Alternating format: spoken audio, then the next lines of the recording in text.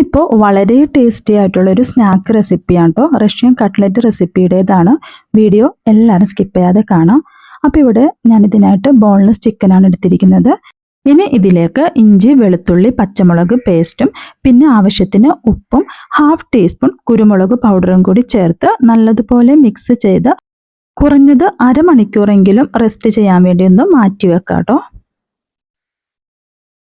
അപ്പോൾ ഞാൻ ഇവിടെ അരമണിക്കൂർ റെസ്റ്റ് ചെയ്യാൻ വേണ്ടി വെച്ചിട്ടുണ്ടായിരുന്നു. ഇനി ഇതൊരു പാനിലേക്ക് ഇട്ട് കുറച്ച് വെള്ളവും കൂടി ചേർത്ത് ഒന്ന് വേവിച്ചെടുക്കാം കേട്ടോ. ഓയിലൊന്നും ഒഴിക്കേണ്ട ആവശ്യമില്ല. ഈ ഒരു ചിക്കൻ പീസസ് നമുക്ക് വേവിച്ചെടുക്കാൻ വേണ്ടിയാണ്.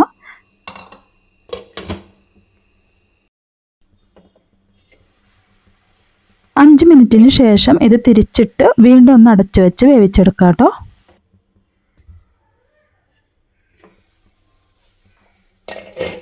ഇപ്പോൾ ചിക്കൻ പീസസ് എല്ലാം നല്ലതുപോലെ കുക്കായി വന്നിട്ടുണ്ട്. ഇനി ഓരോ പീസസ് ആയിട്ട് നമുക്ക് വേറൊരു പാത്രത്തിലേക്ക് മാറ്റി കൊടുക്കാം. പിന്നെ ബാക്കി വന്ന ഈ ഒരു വെള്ളം ഉണ്ടല്ലോ, ചിക്കൻ സ്റ്റോക്ക്, അത് കളയേണ്ട ആവശ്യമില്ല. ഇത് നമുക്ക് ആവശ്യമുണ്ട് കേട്ടോ. അപ്പോൾ വേറൊരു പാത്രത്തിലേക്ക് മാറ്റി കൊടുക്കാം. ഇനി സെയിം പാനിൽ തന്നെ കുറച്ചധികം തന്നെ ബട്ടർ ഇട്ട് കൊടുക്കാം കേട്ടോ. ഈ ഒരു ബട്ടർ നമുക്ക് വൈറ്റ് സോസ് ഉണ്ടാക്കാനും കൂടി ആവശ്യമാണ്. അതുകൊണ്ടാണ് കുറച്ചധികം തന്നെ ചേർത്ത് കൊടുത്തത്. ഇനി ബട്ടർ മെൽറ്റായി വരുമ്പം ഇതിലേക്ക് ജിഞ്ചർ ഗാർലിക് പേസ്റ്റും പച്ചമുളകും കൂടി ചേർത്ത് കൊടുക്കാം. എരിവിനനുസരിച്ച് കൂടുതൽ ചേർത്ത് കൊടുക്കാവുന്നതാണ്. ഇനി പച്ചമണം മാറുന്നത് വരെ ഒന്ന് വഴറ്റിയെടുക്കാം. ഇനി ഇതിലേക്ക് 1/2 കപ്പ് ക്യാരറ്റ് ചെറുതായി അരിഞ്ഞത്, പിന്നെ സവാള 1/2 കപ്പ്, പിന്നെ വേണ്ടത് ബീൻസ് ചെറുതായി അരിഞ്ഞത് 1/2 കപ്പ്. ഇത്രയും കൂടി ഒന്ന് വഴറ്റിയെടുക്കാം. മീഡിയം ഫ്ലെയിമിലിട്ട് ഒരു 5 മിനിറ്റോളം വഴറ്റിയെടുക്കുന്നുണ്ട് കേട്ടോ. പിന്നെ ഈ ഒരു ടൈമിൽ കുറച്ച് ഉപ്പും കൂടി ചേർക്കുന്നുണ്ട്. ഒരുപാട് ഉപ്പ് വേണ്ട, കാരണം നമ്മൾ നേരത്തെ ചിക്കനിൽ ഉപ്പ് ചേർത്തിട്ടാണ് വേവിച്ചത്. പിന്നെ ആ ഒരു വെള്ളവും നമ്മൾ ഇതിലോട്ട് ഒഴിച്ചു കൊടുക്കും കേട്ടോ. പിന്നെ ഇപ്പോൾ ഇട്ടത് ക്യാപ്സിക്കമാണ്. അതും ഒരു 1/2 പീസാണ് എടുത്തത്. ചെറുതായി അരിഞ്ഞ ക്യാപ്സിക്കവും കൂടി ഒന്ന് വഴറ്റിയെടുക്കുന്നുണ്ട്.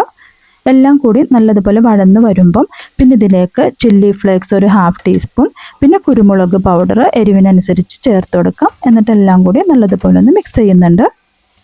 ഇനി നമ്മൾ വേവിച്ച് മാറ്റി വെച്ച ഒരു ചിക്കൻ ഉണ്ടല്ലോ, അതൊന്ന് സ്ക്രാമ്പിൾ ചെയ്ത് ഇതുപോലെ എടുക്കുന്നുണ്ട്. അതും കൂടി ഇതിലേക്ക് ചേർക്കാം. പിന്നെ വേണ്ടത് സ്മാഷ്ഡ് പൊട്ടറ്റോ ഉണ്ടോ, ഒരെണ്ണമാണ് എടുത്തത്. അതും കൂടി ഇതിലേക്ക് ചേർത്ത് എല്ലാം കൂടി നല്ലതുപോലെ ഒന്ന് മിക്സ് ചെയ്തെടുക്കാം.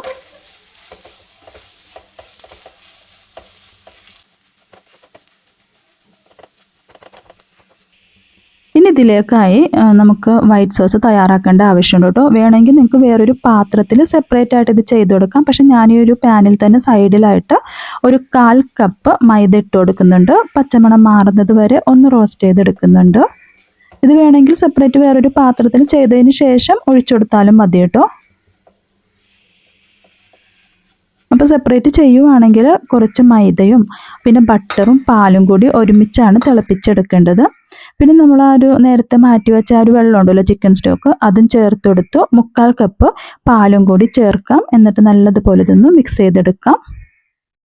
തുടർച്ചയായിട്ട് ഇളക്കി കൊടുത്തുകൊണ്ടിരിക്കണം കേട്ടോ, കട്ട പിടിക്കാതിരിക്കാൻ വേണ്ടിയാണ്. പിന്നെ ഈ വെജിറ്റബിൾസിൻ്റെ കൂടെ ഇതെല്ലാം കൂടി മിക്സ് ചെയ്തെടുക്കാം. ഈ ഒരു പാനിൽ നിന്ന് വിട്ട് വരുന്നത് വരെ തുടർച്ചയായിട്ട് ഇതുപോലെ ഒന്ന് മിക്സ് ചെയ്തെടുക്കാം കേട്ടോ. ആ ഒരു കൺസിസ്റ്റൻസി എന്ന് വെച്ചാൽ ആ ഒരു പാനിൽ നിന്ന് വിട്ട് വരുന്ന ആ ഒരു കൺസിസ്റ്റൻസി ആയിരിക്കും. ഇപ്പോൾ ഇതാ വിട്ട് വന്നിട്ടുണ്ട്. ഫ്ലെയിം ഓഫ് ചെയ്ത് കൊടുക്കാം കേട്ടോ. ഇനി തണുക്കാനായിട്ട് മാറ്റി വെക്കാം. ഇനി ഒരു ബൗളിലേക്ക് ഒരു മുട്ട പൊട്ടിച്ചിടുന്നുണ്ട്.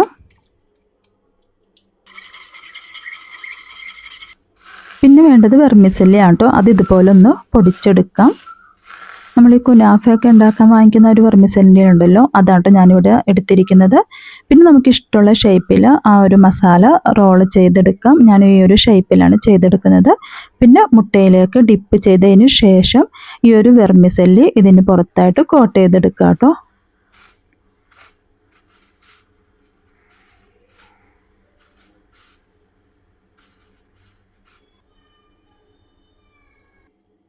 അപ്പോൾ ഇതുപോലെ ഓരോന്നും ചെയ്തെടുത്തിട്ടുണ്ട്. ഇത് നമുക്ക് വേണമെങ്കിൽ ഫ്രീസ് ചെയ്ത് സൂക്ഷിക്കാവുന്നതാണ് കേട്ടോ. അപ്പോൾ ഞാൻ കുറച്ച് ഫ്രീസറിലേക്കൊന്ന് മാറ്റി ബാക്കിയുള്ളതാണ് ഫ്രൈ ചെയ്യാൻ വേണ്ടി എടുക്കുന്നത്.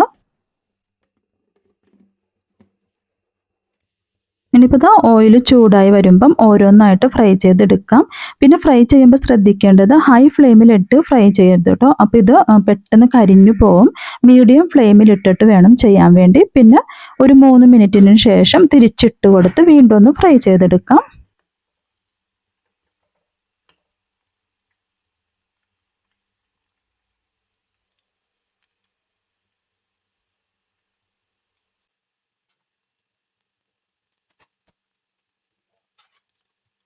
ഇപ്പോൾ ഇതാ 2 വശം ഫ്രൈ ആയി വന്നിട്ടുണ്ട്. ഇനി എണ്ണയിൽ നിന്ന് കോരി മാറ്റാട്ടോ. ആ ഒരു ഗോൾഡൻ കളർ ആകുമ്പോൾ വേണം എടുക്കാനായിട്ട്.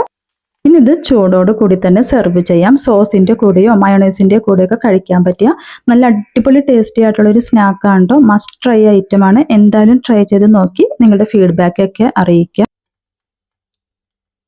അപ്പോൾ ഇന്നത്തെ വീഡിയോ ഇത്രയേ ഉള്ളൂ. ഇഷ്ടമായെങ്കിൽ ഒന്ന് സബ്സ്ക്രൈബ് ചെയ്യാനും ഷെയർ ചെയ്യാനും ലൈക്ക് ചെയ്യാനും കമൻറ്റ് ചെയ്യാനും മറക്കരുത്. അടുത്ത വീഡിയോയുമായി കാണുന്നത് വരെ ബൈ.